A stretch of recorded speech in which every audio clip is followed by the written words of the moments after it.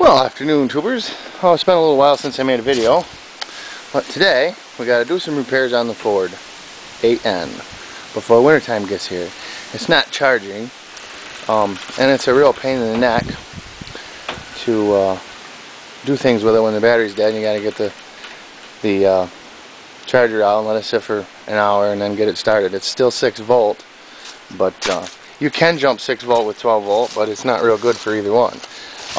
I also wanted to touch on the next project I'm going to do.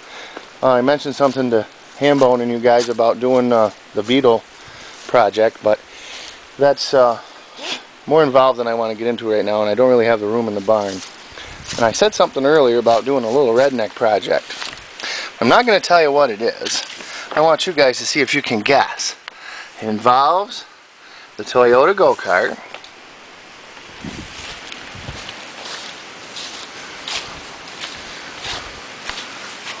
and that.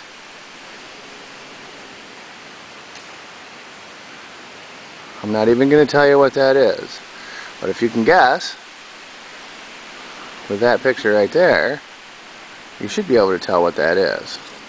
It involves that and the Toyota go-kart. So we'll leave that at that. If I get the tractor repaired here today, maybe tomorrow we'll start working on that if it's not raining. Now, the charging system. Like I said, this is still 6 volt. It has a, well, the battery's probably getting down to about its last legs, but it still holds a charge. The original generator on these things is an 11 amp generator. Now, 11 amps is about just enough to charge a battery. In fact, my battery charger is a 10 amp charger. You turn the original headlights on, which are mounted up here now because of the loader. They used to be mounted right here. It originally did have headlights on it. You turn on the original 6 volt headlights and it would discharge the battery, even at wide open throttle. 11 amps is not very much. So, you've all seen the old Ford. It's a 1954 mainline, which was originally 6 volt. I changed the engine in that. The engine was a few years newer and it's 12 volt. So I took the original generator from that Ford, which is a 25 amp generator, and it's now mounted right there. And it has a new voltage regulator, which I don't know if you can see it. I don't even know if I can see it. It's up inside here. It's a real bear to get to. You might be able to see it if I open up the battery access door. You can see it down in there, I think. Yeah. It's that little blue box that's peeking out right there in the center of the screen. That's the voltage regulator. That's new when I did the conversion. Sorry about that, I lost my battery. The original voltage regulator is only a 2-coil regulator. It did not regulate current, only voltage. There was a cutout in the voltage regulator. There was a screw on the back of the generator which you adjusted back and forth, and there was a third brush, and it turned that third brush to regulate your current. This is a standard voltage regulator, or standard generator. Takes a standard 3-coil voltage regulator. You got your armature lead, your field lead. This one is ground. I think what happened is, because of this loader on here, this is the hot terminal, and I think that the loader bounces around and hits that hot terminal, because I know I've seen sparks come out of there. So I'm hoping that I didn't kill the generator, but we will get things around here and probably pull the regulator out of there so I can see what's going on with that, and test this system out and see if I can get her to charge. Alright, I don't know how well you can hear me, so I'm going to talk a little loud. Apparently it is working. I misspoke earlier.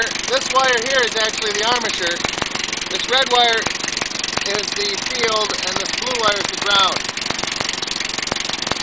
I had this hooked up here, revved it up, and I get voltage out. Now if I touch my meter to the armature post with the wire disconnected, the generator is putting out 7 volt, 6.9, 7 volt.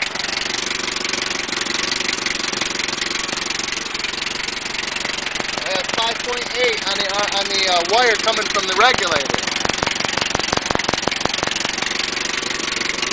So it's latched itself on.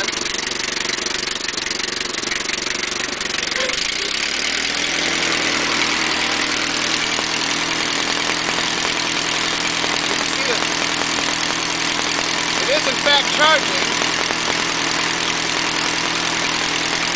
But I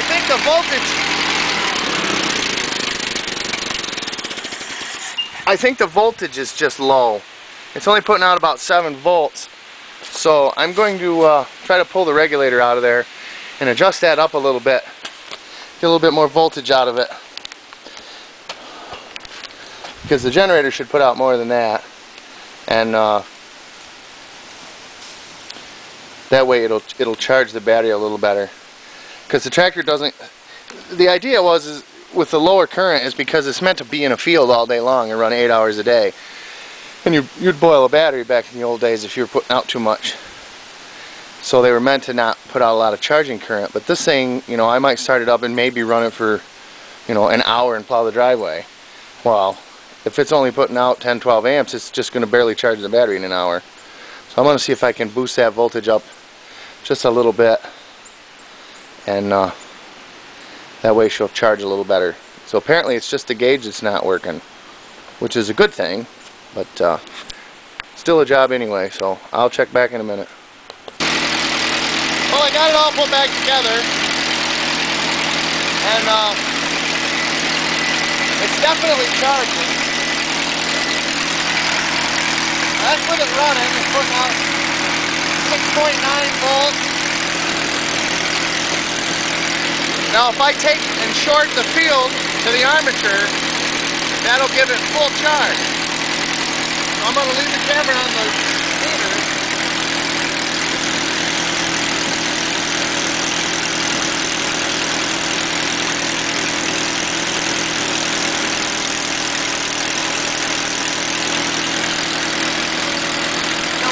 That went right up to like 8.5 volts and you heard the engine lug down a little bit.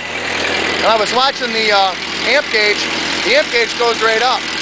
So it's charging. Just not charging enough. I may have to do some adjusting on the regulator. But we're going to give it a shot and see how it works this winter. So I'm going to button her back up and call that good for today. Thanks for watching. We didn't really accomplish anything, but we did test it out.